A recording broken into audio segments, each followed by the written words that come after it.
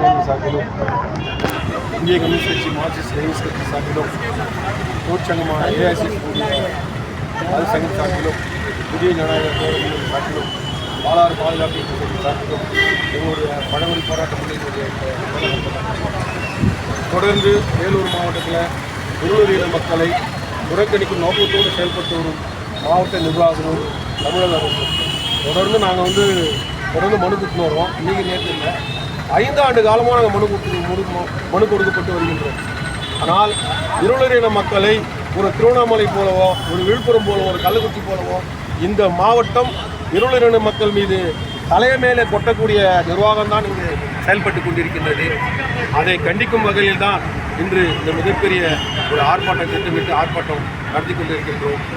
மறுபடியும் இது போன்ற இருளரின மக்களுக்கு நியாயம் கிடைக்கவில்லை என்று சொன்னால் மறுபடியும் பல கட்ட போராட்டமாக கலெக்டர் அலுவலகம் முதலில் முற்றுகை போராட்டம் நடைபெறும் என்பதை தெரிவித்துக் கொள்கிறேன்.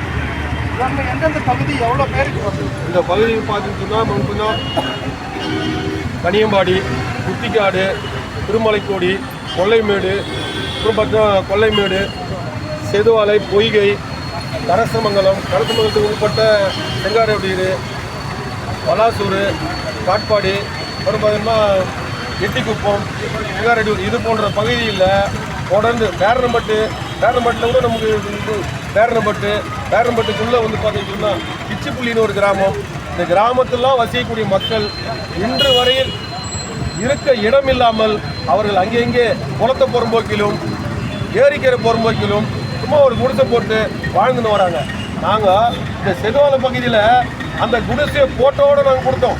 மாவட்ட ஆட்சியர்கிட்ட கொடுத்து 1 வாரம் கொடுத்து 3 ஆண்டு காலம் ஆகிறது. ஆனால் அவர்களுக்கு ஒரு நெஞ்சில் ஒரு தனி கூட இல்லைன்னு தான் நான் சொல்ல வரேன். நான் அந்த செதுவாலை பகுதியில் நாளைக்கு அதிகமான மழை பெய்ந்தால் அந்த கொட்டாக்குள்ளே நிற்க வேண்டிய அவல நிலை, அந்த நிலையை போக்கி கொடுங்கள் என்று அணைக்கட்டு பகுதியில் ஒரு ஆர்ப்பாட்டம் செய்தோம்.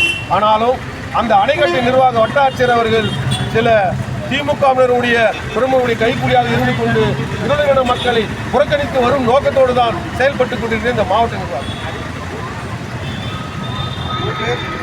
மாணிக்கம், மாவட்ட செயலாளர், தேசிய குழு உறுப்பினர், பழங்குடி போராட்ட முன்னணி.